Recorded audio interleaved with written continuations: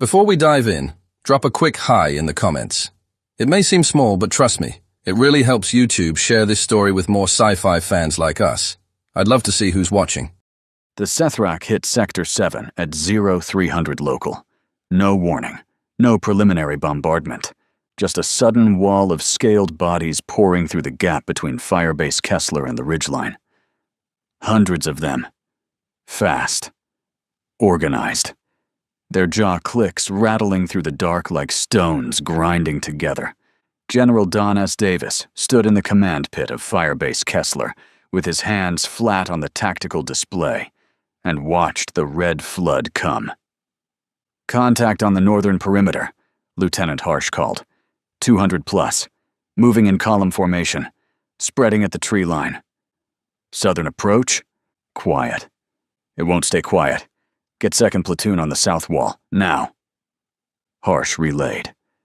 Davis watched the display, tracking the red signatures as they fanned out across the terrain. The Sethrak moved like water finding cracks. Methodical, every squad covering the next. No gaps, no wasted movement.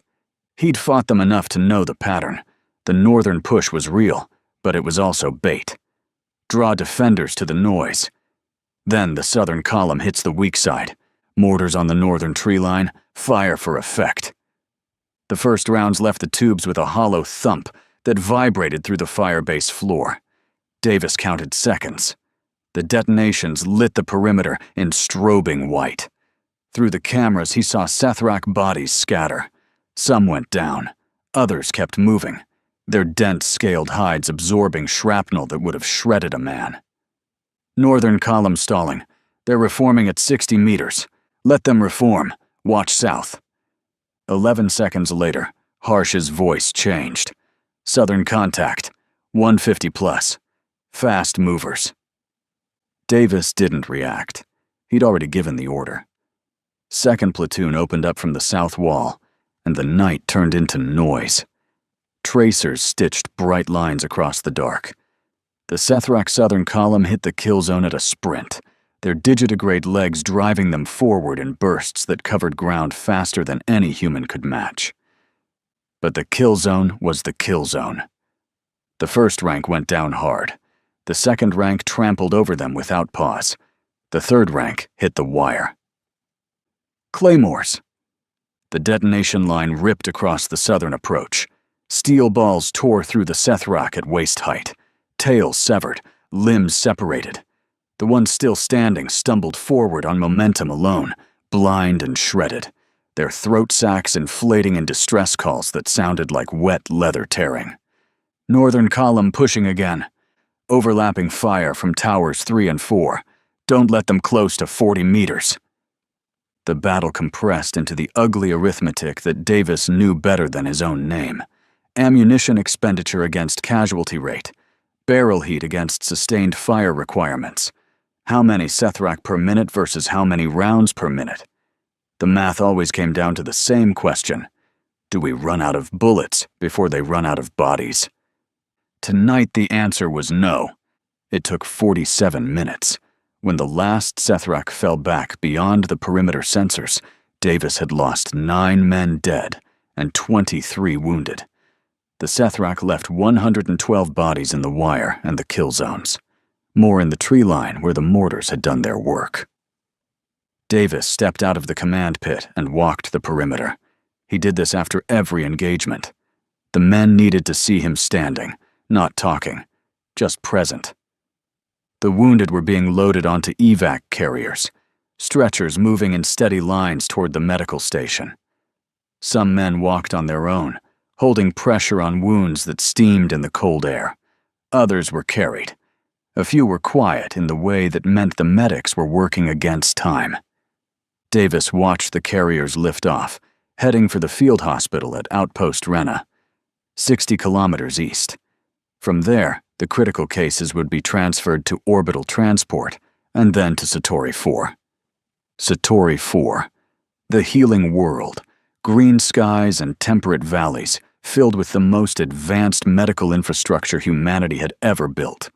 Recovery wards that could rebuild a shattered Marine and put him back on the line in weeks instead of months. That was the cycle. Fight. Get hit. Get fixed. Fight again.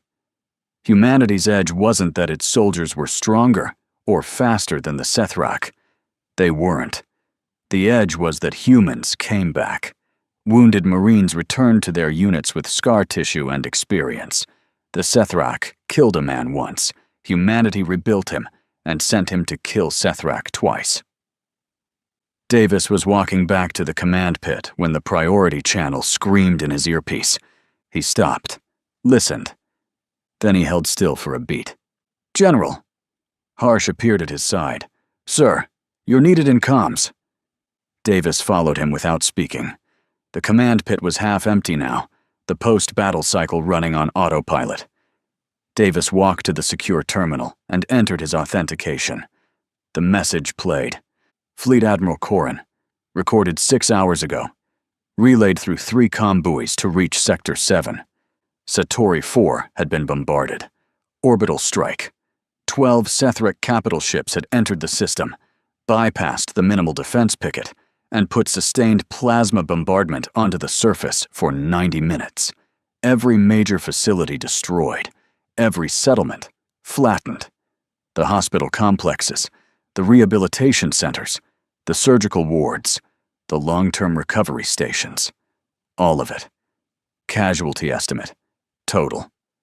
No evacuation had been possible. 14,000 medical personnel. 22,000 patients in various stages of recovery. Gone. Davis played the message twice. Not because he missed anything, because the second time he wasn't listening to the words. He was listening for what wasn't said. Corrin called it an atrocity, used words like unprecedented and violation of engagement norms. But Corrin was a fleet admiral. He thought in terms of treaties and conventions. Davis was a ground commander. He thought in terms of doctrine.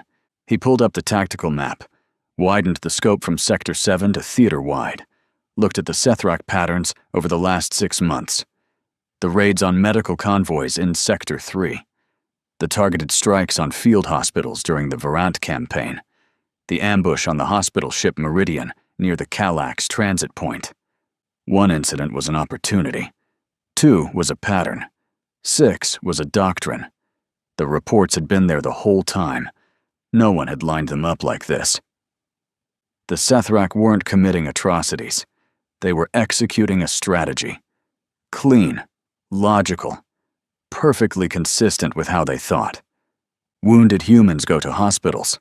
Hospitals rebuild wounded humans. Rebuilt humans return to combat. Therefore, destroy hospitals. Destroy the wounded. Remove the entire recovery cycle from the equation. The arithmetic was elegant. Davis hated that he understood it. Harsh. "Sir, get me a secure line to Research Station Callaway. Dr. Anton O'Neill. Priority black." Harsh didn't ask why. He moved. 4 minutes later, the connection was live. O'Neill's face appeared on the screen, thin and angular, the kind of face that hadn't seen daylight in months. Behind him, the sterile white of a laboratory. "General Davis, I assume this isn't social. Satori 4 is gone." O'Neill went quiet. His eyes moved like he was calculating something, not grief. Processing. All of it? All of it. 14,000 staff, 22,000 patients, orbital bombardment, 90 minutes. O'Neill sat down slowly. The recovery pipeline. Dead.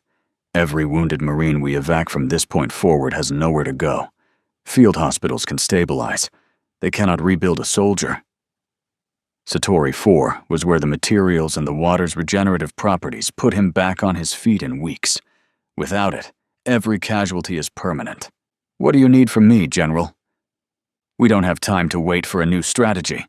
By the time command adapts, we're already out of experienced soldiers." Davis let the silence hold for 3 seconds. "I need the Compound 11. O'Neill's face changed. Not surprise. Something closer to recognition. Like he'd been waiting for this call without knowing it. "It's not ready." "I know. Animal testing only. The results were functional, but the cost was extreme. Organ failure within hours under sustained stress, neural pathway degradation, cardiac arrest under continued exertion. Every test subject that performed beyond normal physical limits died. Did they perform? O'Neill paused. Yes. Pain response was fully suppressed. Adrenal output tripled. The subjects continued operating through injuries that should have rendered them immobile. Broken bones, internal hemorrhaging, tissue damage that the brain simply stopped registering. They fought until systemic organ failure. How long? Under combat stress, 6 to 8 hours, maybe 10 in a subject with exceptional baseline conditioning. After that, the body shuts down. Cascade failure. Kidneys first, then liver, then cardiac.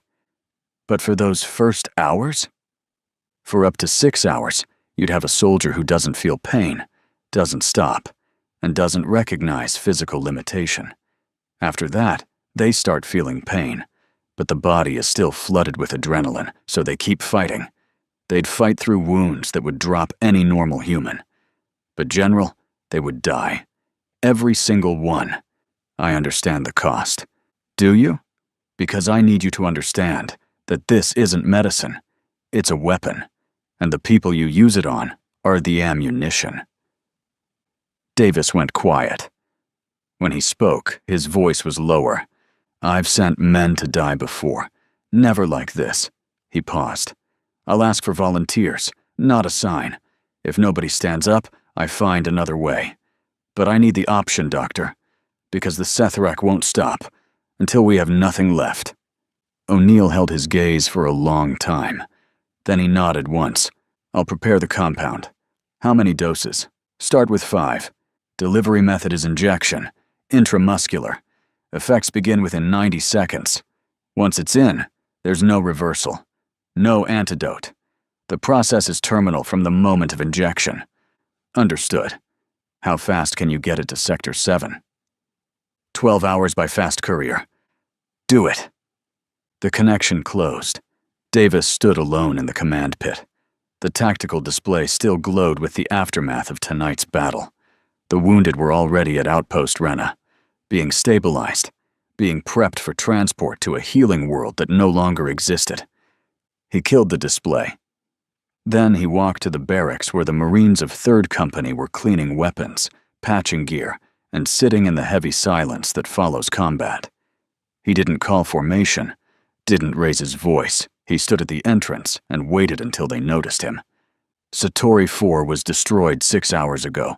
Orbital bombardment. No survivors. The silence changed. It went from tired to something else. Something with edges. The Sethrak doctrine is clear. They're eliminating our wounded. Every Marine who goes down is a permanent subtraction. They think removing our hospitals wins them the war. We're going to prove them wrong. Davis paused. Let them sit with it. I need 5 volunteers for a mission to retake Satori 4. The mission involves an experimental compound that will keep you fighting past normal human limits. The compound is not approved. It has not been tested on humans. It will kill you, not might. Will. The only question is what you do in the hours before it does. No speech. No appeal to honor, or duty, or revenge. Just the facts laid out like ammunition on a table. Duval stood first. He'd been sitting on an ammo crate, cleaning his rifle. He set the rifle down, stood up, and looked at Davis. Nothing in his face needed words. He'd already seen the Satori 4 casualty list. 2 of his original squad had been recovering there. He'd known before Davis said a word. Hargrove was second. He rose from where he'd been leaning against the wall, his compact shotgun across his knees. His younger brother had been a medic on Satori 4. Nobody in the room knew that except Duval, who'd seen Hargrove's face when the first rumors came through. Hargrove didn't look at anyone. He just stood. Stavros was third. The big man had been checking belt links for his crew-served weapon. He stopped, looked at his hands. He'd spent 6 weeks on Satori 4 8 months ago, getting his shoulder rebuilt. He knew the hallways, the staff, the sound of the recovery ward at night. He nodded once and stood. Welk was fourth. He was already standing because Welk was always moving. He looked at Davis. "You need a demo man. I'm the demo man." Davis nodded. Brannick was last. He'd been sitting apart from the others. Still. Patient. The way he always was. He'd had his knee rebuilt on Satori 4 3 months ago. Walked those corridors. Knew the layout of every building, every connecting tunnel, every ward. He stood up slow, favoring the knee out of habit even though it was fully healed. He said nothing. 5 Marines. Standing. Davis looked at each one. He didn't thank them. Didn't tell them they were brave. That wasn't what this was. Compound arrives in 12 hours. Mission briefing at 6 o'clock. Get rest. He turned and walked out. Behind him, Duval looked at the other 4. Hargrove, Stavros, Welk, Brannick. 4 men he was going to lead into a fight they wouldn't walk away from. He picked up his rifle, went back to cleaning it. There was nothing left to do. The courier arrived at 1447, a single fast transit pod, unmanned, burning hard from Callaway Station with no escort and no identification broadcast. It landed on Firebase Kessler's auxiliary pad and sat there hissing coolant vapor into the afternoon air. Inside was a reinforced medical case, temperature-controlled, sealed with O'Neill's biometric lock. Davis pressed his thumb to the override panel. The case opened. 5 injectors, each one the length of a forearm. Thick gauge needles designed for deep intramuscular delivery. The liquid inside was colorless. It looked like nothing. Water in a tube. The kind of nothing that ends lives. Beside the injectors, a data chip. Davis plugged it into his personal terminal back in the command pit. O'Neill's face appeared, recorded. Clinical. The man hadn't slept. That much was visible in the bruising under his eyes and the careful way he held his jaw. Like speaking required effort he was rationing. "General, injection protocol is straightforward. Intramuscular, upper thigh, or deltoid. Compound reaches full systemic distribution in 90 seconds. At that point, all pain signaling is suppressed. Adrenal output will triple within 3 minutes. Cortisol regulation is overridden. The body will continue performing through structural damage that would normally cause shock, unconsciousness, or death." O'Neill paused on the recording, looked directly into the camera. What follows is not endurance. It is delayed collapse. The compound does not heal. It silences. Every wound sustained accumulates without neurological feedback. The subject will not know they are dying until the cascade begins. Kidneys first, then liver, then cardiac failure.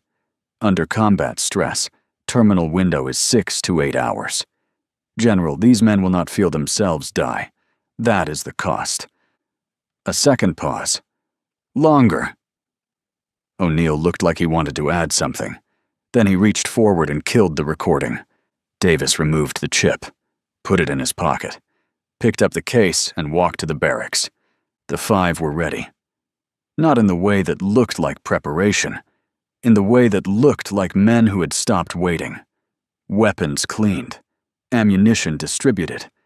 Gear stripped to essentials. No comfort items. No personal effects. No letters tucked into pockets. Duval had organized the loadout overnight. Every man carried exactly what he needed, and nothing else. The barracks around them was full of Marines who were awake, but pretending not to watch. Nobody spoke to the 5. Nobody knew what to say. The distance had already started. Davis set the case on the table, opened it. Compound 11. 1 each. You inject before contact. Not earlier. The clock starts at injection. Everything after that is borrowed time. Use it well or waste it. That part is yours. Duval took the case, distributed the injectors without comment. Each man secured his in a thigh pouch, accessible in seconds. Hargrove held his up to the light for a moment, looking at the colorless liquid inside. Then he put it away and went back to loading shells into his shotgun. "Brannick," Davis said. Brannick stepped forward. Davis activated the tactical display. A satellite image of Satori 4 filled the screen, or what was left of it. The surface looked like a different planet, green replaced by gray and black, structures reduced to geometric footprints on scorched ground. "Tell them what they're walking into." Brannick studied the image for 3 seconds, orienting, matching what he saw against what he remembered. Then he started talking. More words than most of them had ever heard from him at once. "Central Hospital Complex is here. 6 buildings connected by covered walkways and underground service tunnels. Main surgical wing faces east. Recovery wards run north-south along this ridge. The administrative building is the tallest structure on the campus. Was 5 stories. Probably 3 now. Maybe less." His finger traced routes on the display. Steady. The hand of a marksman. "Underground tunnel network connects all 6 buildings. Staff use them for supply transport and patient transfer during weather. Tunnels are reinforced. Medical grade. Designed to maintain sterile conditions during storms. They'll survive orbital bombardment better than the surface structures. If the Sethrak are using the complex as a command position, they're in the administrative building. High ground. Best sight lines. Defensive advantage. But the tunnels give us access from below. They won't expect it because they didn't build this place. They don't know what's under their feet." "You walked these tunnels," Duval said. "Not a question. Every day for 3 weeks during rehab. Surgical wing to recovery ward and back. Twice a day. I know the junctions. I know the access points. I know where the tunnels narrow and where they widen into supply hubs. I know the blind corners." Duval looked at the display, then at Brannick. "You're on navigation. Nobody moves without your call on direction. You say left, we go left. You say stop, we stop. No questions." Brannick nodded once. Davis looked at the 5 of them, made sure they were listening. "Insertion is by drop pod. Single pod, 5 occupants. Electronic countermeasures will mask your approach until atmospheric entry. After that, you're visible." The Sethrak garrison is estimated at company strength, 100 to 120 combatants. They're holding the planet as a statement, not a fortress. They don't expect a ground assault on a dead world. You're not going in to hold ground. You're going in to break their command structure. "Company strength against 5, Welk said. He wasn't questioning it. He was calculating. His fingers tapped against his thigh in a steady rhythm. Distances. Charges. Blast spread. How much pressure the structures would take before they failed. "Against 5 who won't stop," Davis said. That was the last thing he said to them. The drop pod hit Satori 4's atmosphere at an angle designed to look like debris. Orbital junk. Wreckage from the bombardment falling back from displaced trajectories. Re-entry fire bloomed across the heat shield, turning the viewport into a wall of orange light. Inside, the 5 sat in crash harnesses, vibration rattling their teeth, the hull temperature climbing past the point where the metal ticked and groaned. Nobody spoke. There was nothing to say that the harnesses and the heat weren't already saying. Brannick watched the altimeter. 15,000 meters. 10. 5. The numbers falling like a countdown that didn't care about the men reading it. Retroburn kicked them all forward against their straps. Vertebrae compressed. Vision narrowed. The pod slammed into the surface, dug a furrow through what had been a garden terrace, shearing through topsoil and the remains of ornamental stone pathways, and stopped with a final lurch that cracked the interior lighting. Duval popped the hatch. The air that hit them was wrong. Satori 4 had been temperate. Green. The briefing files showed rolling hills, engineered forests, recovery gardens designed to aid healing. Patients walking sunlit paths between therapy sessions. What they stepped into was gray. Ash covered everything. The sky was the color of old smoke, particles still suspended from the bombardment weeks later, filtering the sunlight into something pale and sick. The ground crunched under their boots. Not soil, white dust and pulverized medical-grade ceramic. Hargrove was first out, shotgun up, scanning. The landscape stretched in every direction as a field of low rubble and ash drifts. Nothing stood higher than chest height within 200 meters. Beyond that, the skeletal remains of larger structures clawed upward against the gray sky. Clear immediate. The five spread out. Duval hand-signaled the formation. Hargrove on point. Stavros left with the heavy weapon slung across his chest, the barrel still cold. Welk right, his demolition pack riding high on his shoulders. Brannock center with Duval, navigating. They moved through the ruins of what had been the Eastern Rehabilitation Campus. Collapsed buildings. Walls standing at odd angles with nothing behind them like stage sets for a play about the end of something. Medical equipment fused into slag. Surgical tables melted into the floors beneath them. Brannock recognized the shapes of things. A hydrotherapy pool, now a crater filled with gray water and debris. A physical therapy ward, now a skeleton of structural beams. The path he'd walked every morning during his recovery, from his bunk to the knee rehabilitation unit, was a trench of rubble and fused glass. He didn't linger, didn't slow. He navigated. Sethrak Patrol, 200 meters, moving east along the main road. Brannock's voice was flat, quiet enough that it barely carried past Duval. He'd spotted them through a gap in a collapsed wall. 8 Sethrak. Standard patrol formation. 2x2 column with flankers. Weapons at carry, not ready. Tails at mid-height. Jaw clicks at resting frequency. Comfortable. Confident. They owned this place, and they knew it. The ruins of humanity's healing world were their trophy, and they walked through it like victors surveying the proof. Duval looked at the patrol, looked at his 4 Marines, calculated distance, angle, cover, then reached for the injector in his thigh pouch. Now. 5 needles. 5 thighs. The injectors drove the compound deep into muscle tissue with a mechanical click that sounded like a round being chambered. Duval felt it at 40 seconds. A warmth that started in his leg and spread upward like something being poured into him. At 60 seconds, it reached his chest. His shoulder, the one that had ached since a Sethrak round grazed the joint 6 months ago, went silent. Not numb. Silent. Like a voice that had been complaining for months, suddenly stopped mid-sentence. The low-grade pain in his knees from years of drops and hard landings vanished.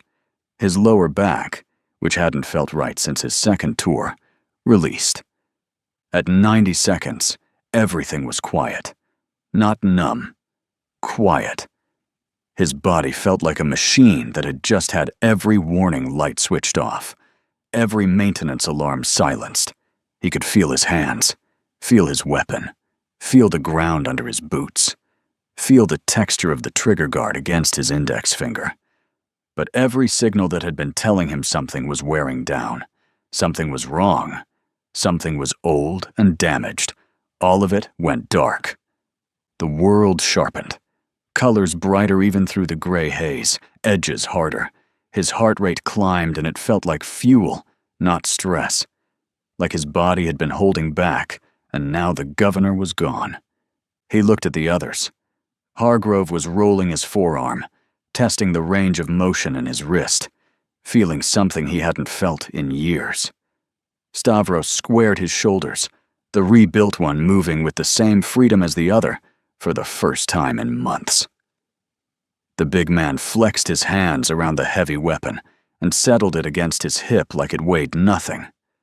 Welk's nervous energy had focused into something still and precise, his eyes tracking the patrol with the fixed attention of a man measuring distances for charges. Brannock stood straighter. The knee he'd been unconsciously favoring, the one rebuilt on this very planet, was bearing full weight. He shifted his stance, and the micro-adjustment he'd been making with every step for 3 months disappeared. They looked at each other. Nobody said it felt good. Nobody mentioned the clarity, or the absence of pain, or the way the world seemed sharper. Nobody acknowledged that this was the best their bodies had felt in years, and that this feeling was killing them. "Move," Duval said. They hit the Sethric patrol from the west side, through the collapsed hydrotherapy building. Hargrove went through the gap first, shotgun firing before his second foot touched the ground. The first Sethrak took the blast in the chest and went backward off its digitigrade legs, scales splitting open like ceramic tile, throat sac bursting in a spray of dark fluid. The second Sethrak turned and Hargrove was already there, shotgun at contact distance. The discharge blew through the scaled torso and painted the rubble behind it. Stavros came through wide on the left, the heavy weapon roaring. He walked the fire across the patrol formation in a sustained line that cut the Sethrak column in half. Brass casings poured from the weapon in a bright cascade, bouncing off the ash-covered ground. 3 Sethrak caught in the stream went down in pieces. The remaining 3 reacted fast, disciplined. They dropped to cover positions behind a collapsed wall section and returned fire within 2 seconds. Plasma bolts snapped through the air, superheating the ash into glass where they struck, leaving smoking craters of fused earth. 1 bolt caught Stavros in the right side, just below the ribs. The superheated plasma punched through his armor plate, melted the ceramic insert, and seared a channel through the muscle beneath. The wound was deep, cauterized at the edges, but open in the center. Blood and fluid welled up immediately. Stavros didn't stop, didn't flinch, didn't look down. He adjusted his stance 1 inch to compensate for the impact and kept firing. His rate of fire didn't decrease, his accuracy didn't waver. He stood in the open with a hole in his side and put sustained heavy fire on the Sethrak cover position until the wall they were hiding behind disintegrated. The Sethrak who had shot him was still alive behind the rubble. It watched Stavros continue fighting. Its jaw clicks accelerated to a frequency that meant alarm. Its throat sac inflated and deflated rapidly. Its tail dropped 3 inches. The behavioral response was involuntary. Stress. Confusion. The Sethrak had shot this human. It had seen the bolt connect. It had seen the wound open. And the human had not changed. Hargrove closed the distance on the right flank. Shotgun. Shotgun. 2 more Sethrak down. The last one standing swung a bladed sidearm at him. A curved thing, single-edged, designed for the Sethrak 4-fingered grip. It caught Hargrove across the left forearm, slicing through the uniform fabric and into the muscle beneath. The cut was deep enough to expose the pale layer of fascia. Blood splattered across the ash in heavy drops. Hargrove looked at the wound, watched his own blood running down his wrist and between his fingers, then looked at the Sethrak that had cut him, then shot it in the throat from a distance of 2 feet. He kept moving, blood running freely down his arm, dripping off his fingers, pooling in the grip of his shotgun. His hold on the weapon didn't change, his speed didn't change, his breathing didn't change. Nothing changed. 8 dead. 40 seconds from first shot to last. Welk moved through the bodies, checking weapons, checking equipment. Professional, quick. He stripped a communications unit from one of the Sethrak and examined it briefly. The device was still transmitting. An open channel. He tossed it to Duval. They transmitted during contact. Garrison knows we're here. Good, Duval said. Let them count to 5 and figure out how 8 of theirs just died in 40 seconds. He dropped the communicator on the ground and stepped on it. They pushed deeper. Brannick led them through the ruins toward the central complex. He moved by memory through a landscape that no longer matched what he remembered, but still held its bones underneath the destruction. The fundamental geometry of the place hadn't changed. Buildings were gone, but the spaces between them remained. Pathways were buried, but the terrain that shaped them was the same. A left turn, where the cafeteria had been. now a slab of collapsed roof over crushed furniture. Through the gap where the connecting walkway had fallen, steel beams twisted into shapes that looked like frozen agony. Down a slope that used to be a landscaped path, lined with flowering plants chosen specifically for their calming properties, leading to the main surgical wing. The surgical wing was a shell, walls standing, roof gone, equipment melted into unrecognizable shapes that still held the ghosts of their functions. An operating table fused to the floor, its articulated arms frozen mid-reach. Monitoring stations reduced to warped metal and shattered glass. Brannick found the tunnel access point behind what had been the supply intake. The door was buckled, but the frame held. Sethrak hadn't used this entrance. No tracks in the ash. No scorch marks on the frame. Demo, Duval said. Welk moved forward, examined the door, placed a shaped charge on the lock mechanism with the precision of a man who understood exactly how much force was needed and refused to use more. The charge detonated with a sharp crack that echoed through the ruins. The door blew inward and clanged down a short flight of stairs. They went underground. The tunnels were intact. Reinforced walls, smooth floors designed for wheeled gurneys and supply carts. Emergency lighting dead. The ceiling fixtures shattered or drained. The structure was sound. The air was stale and carried the faint chemical smell of medical-grade sealant. They moved in darkness, weapon lights cutting white beams through the dust. "Junction ahead," Brannick said. His voice was steady, certain. "Left goes to recovery wards. Right goes to admin building. Straight continues to the west campus. There's a supply hub at the right junction. Wide room. Check corners. Admin building. That's where they'll be. 300 meters from the junction, the tunnel opens into the basement level, service area. Mechanical, electrical, water systems. Stairs up to the main floor on the north and south sides. They moved right. Through the supply hub, weapon lights sweeping the room. Empty shelves, overturned carts. A stack of sealed medical supply containers that nobody would ever open.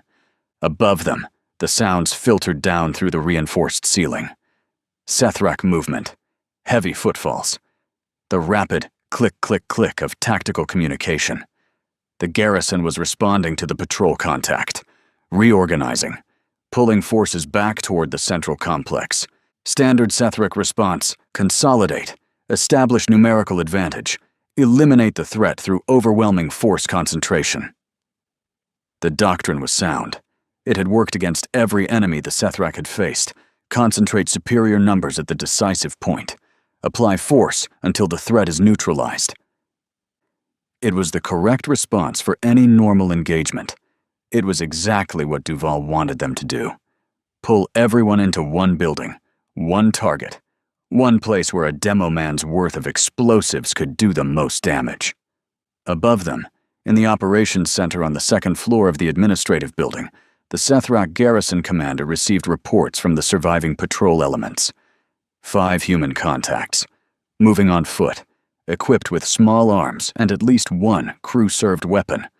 1 patrol of 8 eliminated in less than a minute.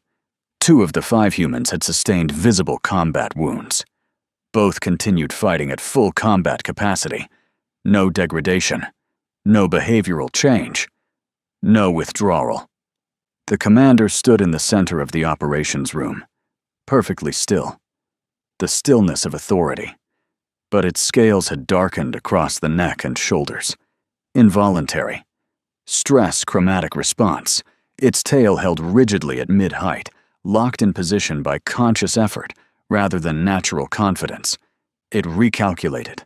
Wounded humans degrade. This was doctrine. This was foundational. Verified across 100 engagements on a dozen worlds. Wounded humans slow. They weaken. They lose accuracy.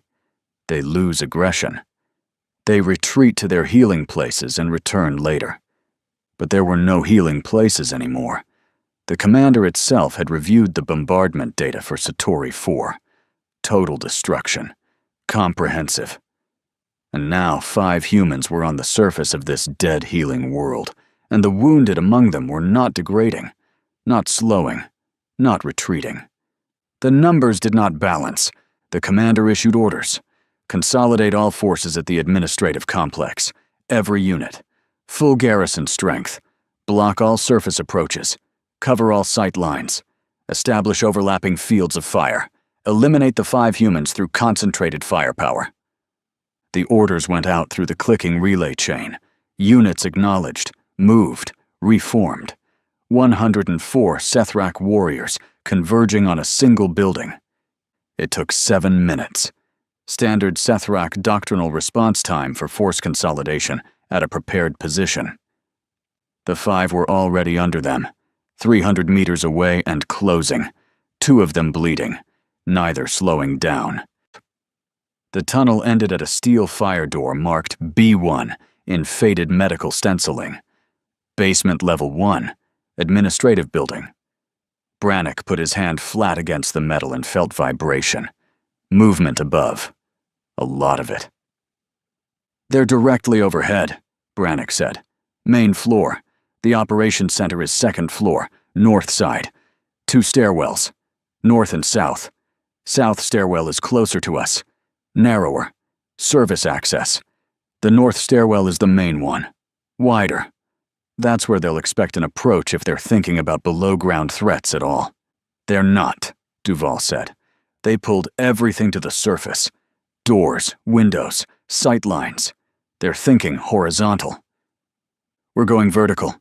Duval looked at his 4. Stavros with the hole in his side still seeping through the edges of the cauterized wound.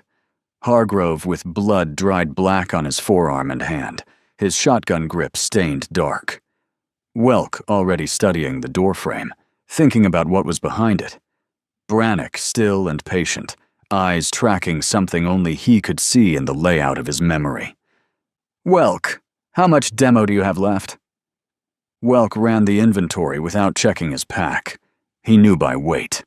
2 directional charges, 1 breaching charge, 4 blocks of composition explosive, enough detonator cord for maybe 15 meters, 2 initiators. Can you drop the operations center floor? Welk's eyes moved, looking at the building in his head. The structural engineering of a 5-story administrative building and a medical campus. Load-bearing walls, column spacing, floor slab construction. Medical grade meant overbuilt. Reinforced for equipment loads. Heavy imaging machines. Surgical robotics.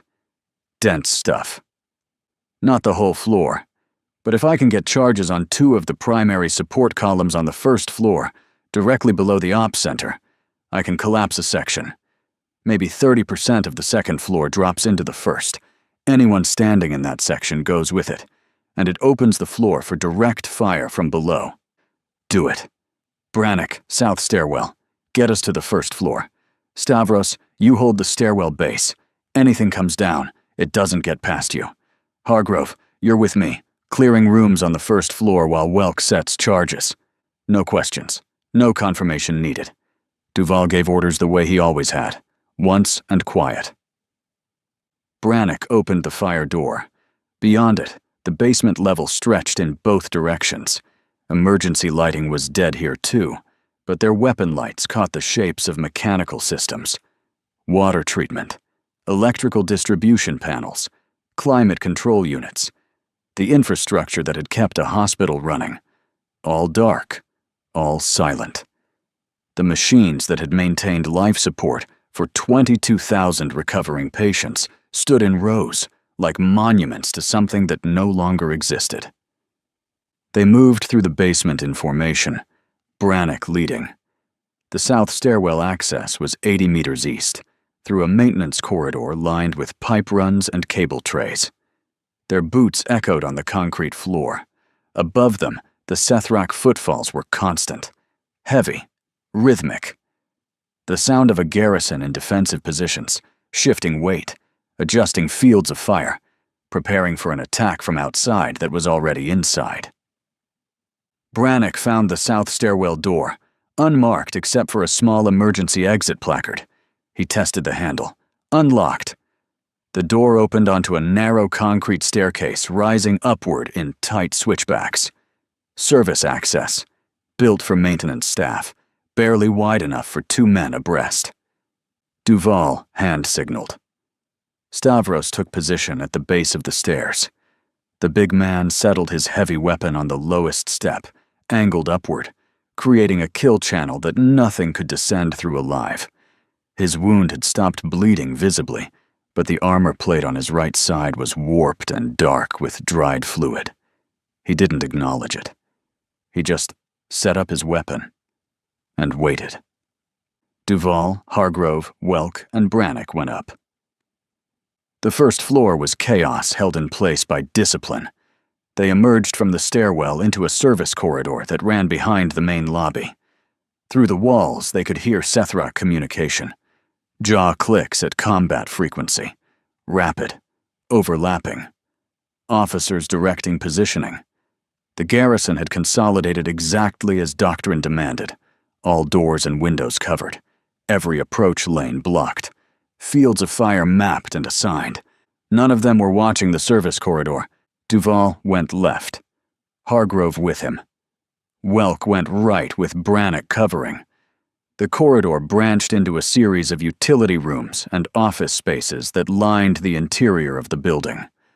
Welk moved through them with purpose, counting paces, mapping the position of the structural columns through the walls. He found the first one, a reinforced concrete column, 60 centimeters square, running from foundation to roof, load-bearing, primary structure. Welk placed his hand on it and felt the weight of the building pressing down through it. He could almost hear it. The compression, the stress, the physics of a structure standing because this column and others like it said it could.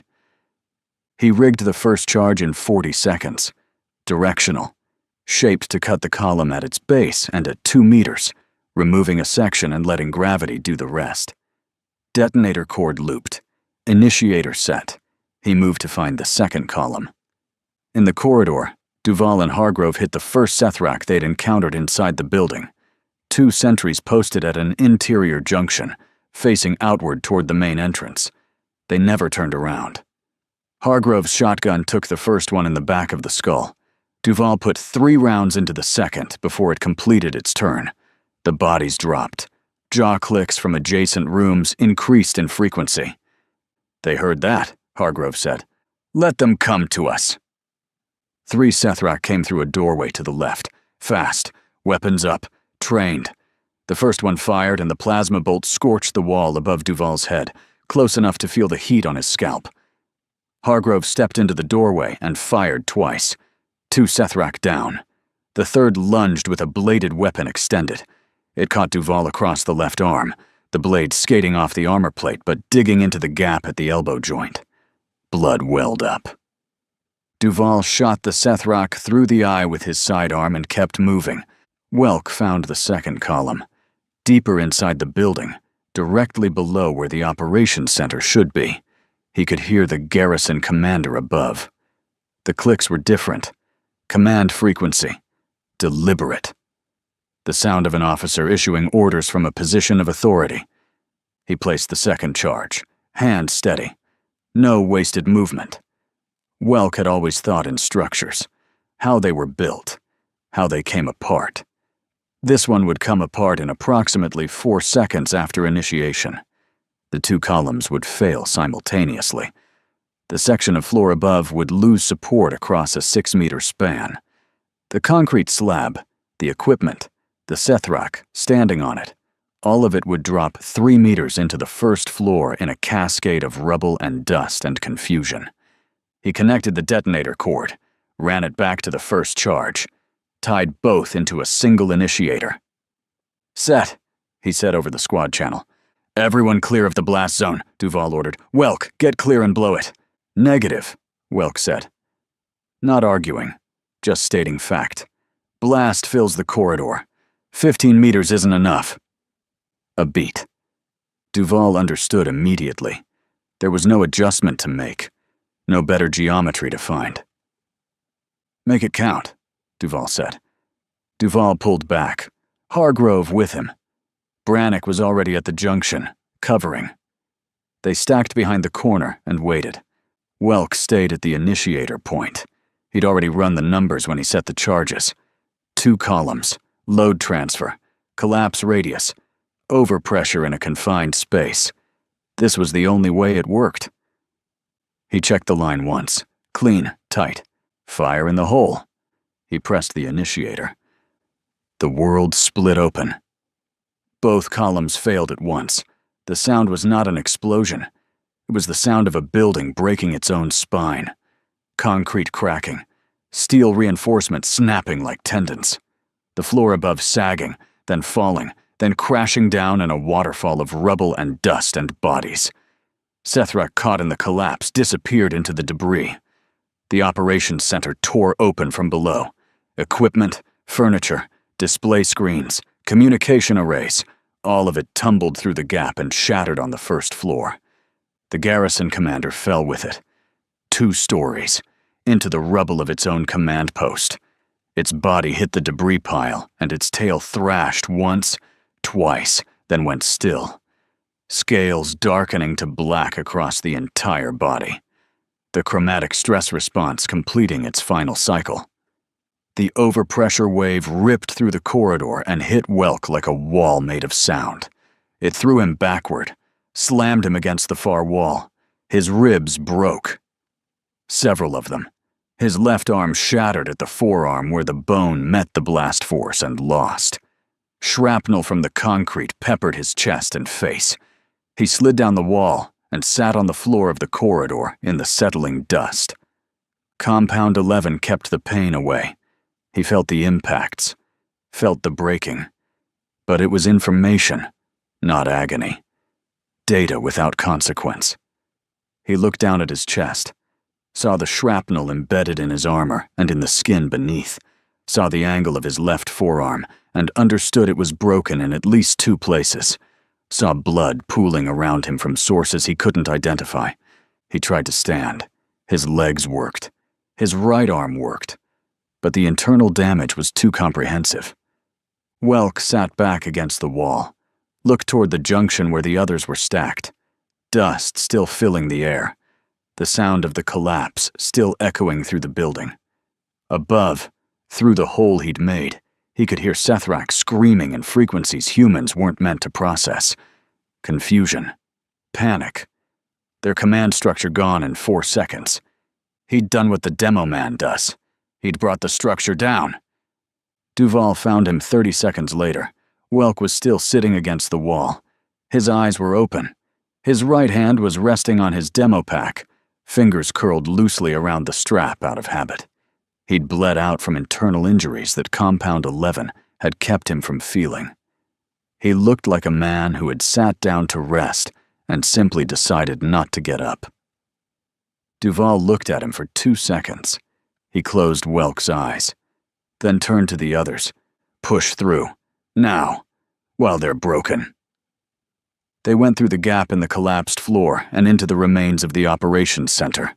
The second floor was a ruin of dust and debris, and Sethrak bodies half buried in rubble. The survivors were disorganized. The command structure had died with the garrison commander. Individual Sethrak fought from positions of cover, but there was no coordination. No doctrine. Just soldiers following the last order they'd received with no one to issue the next one. Hargrove cleared rooms with the shotgun the way he'd been doing since the first patrol. Door, weapon, fire, move. His forearm wound had reopened from the blast concussion, blood flowing freely again, and he'd taken a new hit during the push through the debris. A plasma graze across the top of his left shoulder that burned through armor and uniform and skin and exposed the muscle beneath. He fought through it the way he'd fought through everything, without acknowledgement. They cleared the second floor in 6 minutes. 23. Sethrak killed. The remainder fell back to the upper floors, retreating upward, losing ground floor by floor, because their doctrine told them to consolidate, and there was nothing left to consolidate around. On the third floor landing, Hargrove stopped. Not because of an enemy. Not because of a tactical decision. His body stopped. O'Neill's prediction was precise. Kidneys first. Hargrove felt something change in his lower back. Not pain.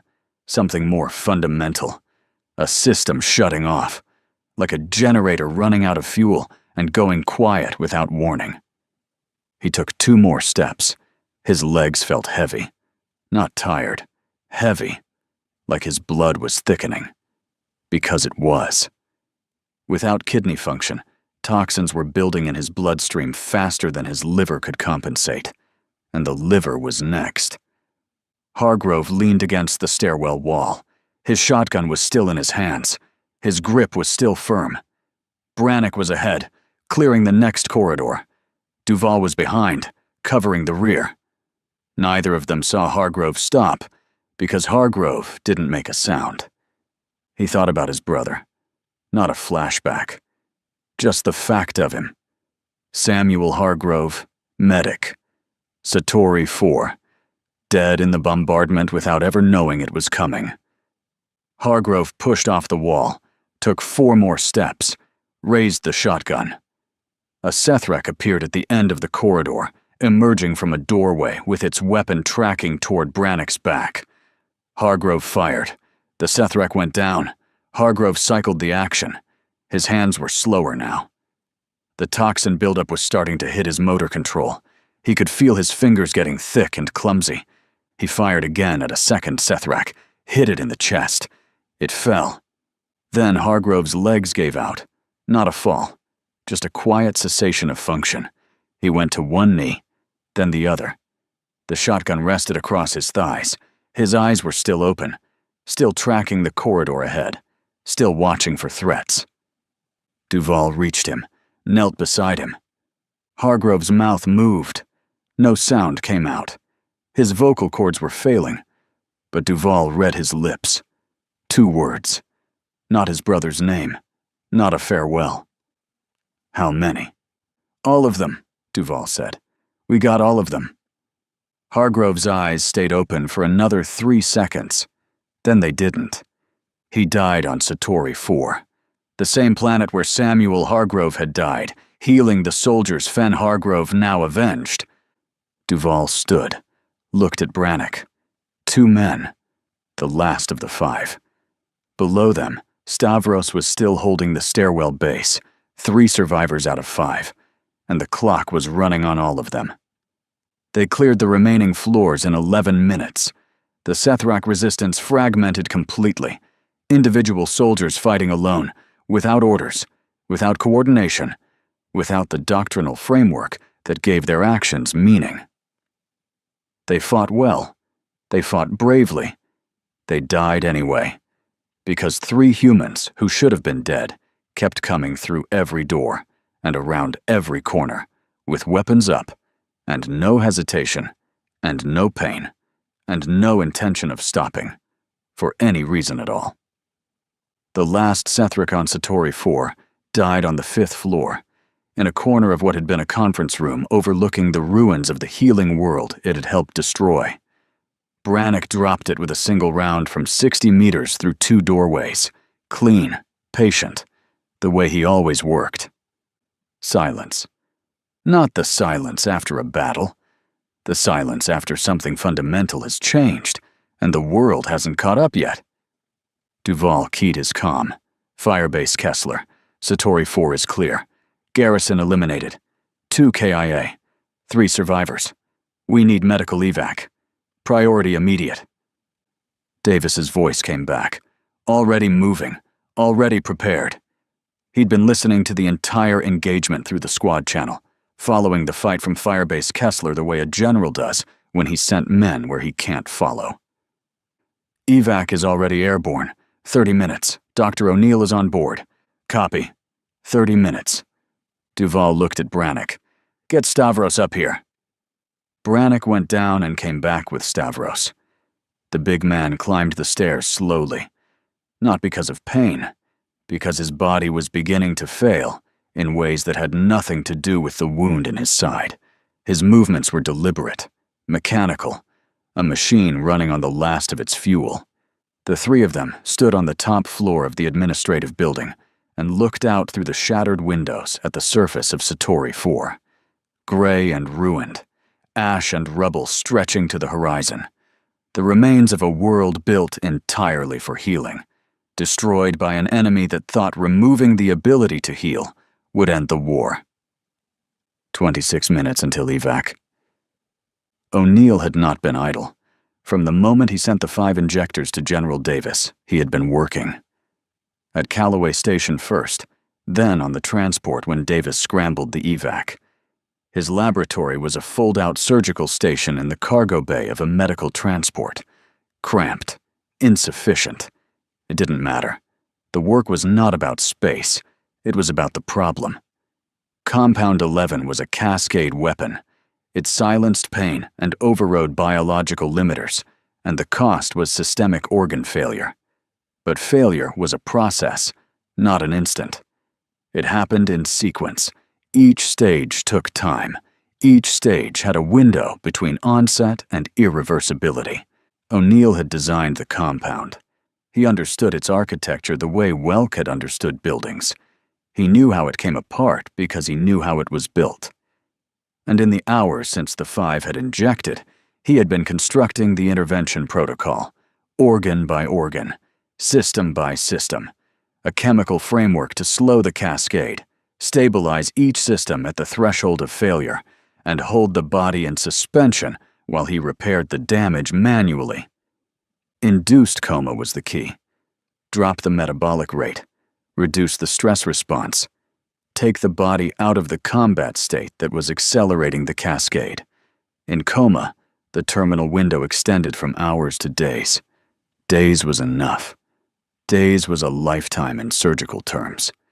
He'd tested the protocol on simulation models during the flight, refined the dosing, adjusted the stabilization compounds, run the numbers until they balanced, then run them again.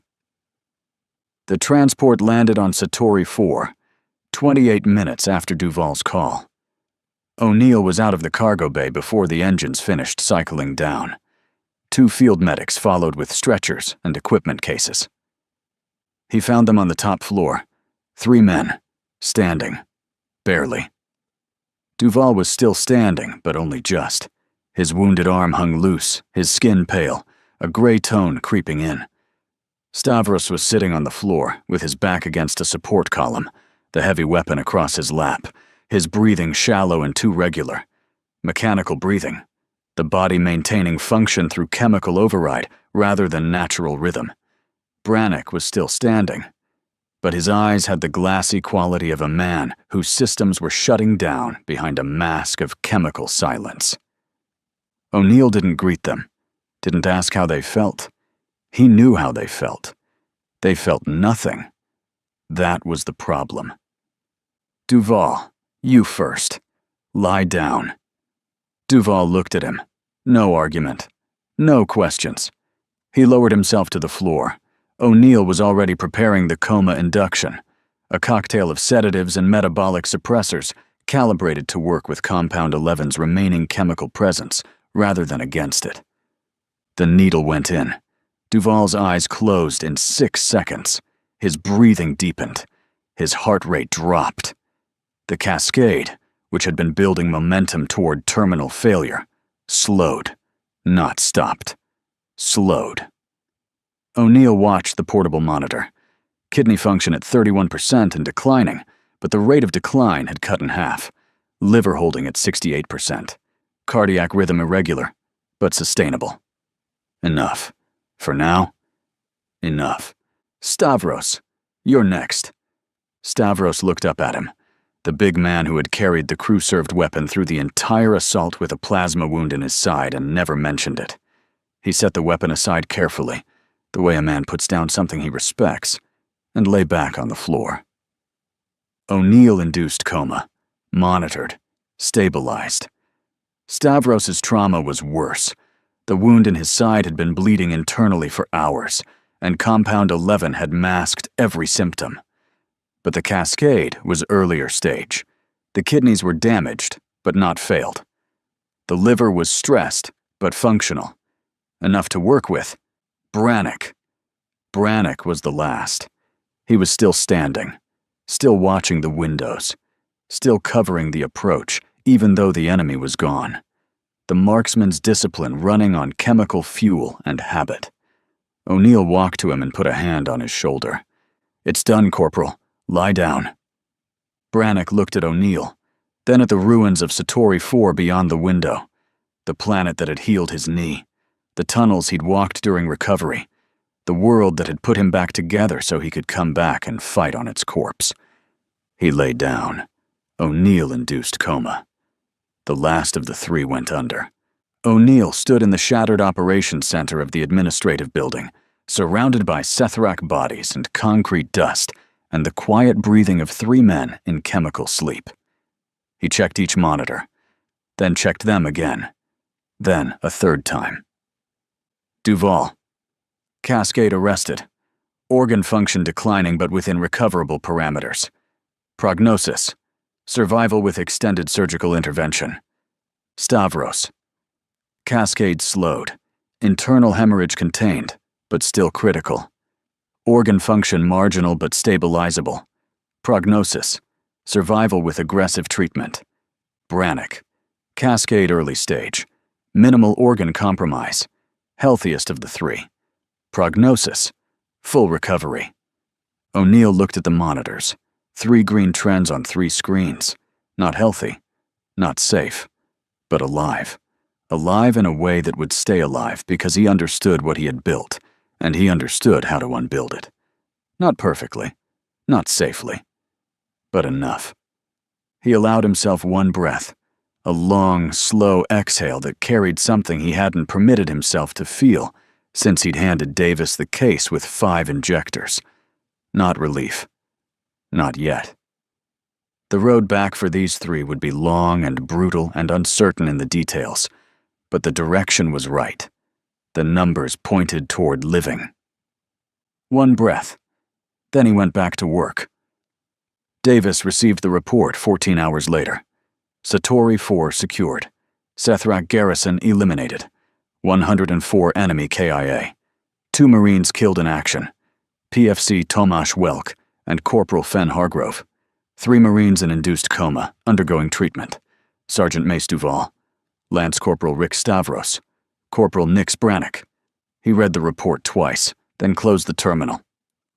Around Firebase Kessler, the war continued. Lines held or broke. Marines went down, and there was still no healing world to send them to. Satori 4 would be rebuilt. Eventually. Because humanity built things, and rebuilt them when they were destroyed. But the doctrine had changed. Davis looked at the tactical display. Red markers across a dozen sectors. Sethrak commanders making calculations based on a simple truth. Wounded humans stopped fighting. The Sethrak didn't know yet that wounded humans no longer broke. Hey there, space human. I'm really curious about your thoughts on this video. Drop a quick comment and let me know what's on your mind. Or just say hi if you prefer. Either way, I'd love to hear from you. Also, remember to check the pinned comment. Trust me, it's worth a look. Oh, and one last thing. I've chosen another video for you to watch. Just click the card here. Or here if you want the whole playlist. See you there.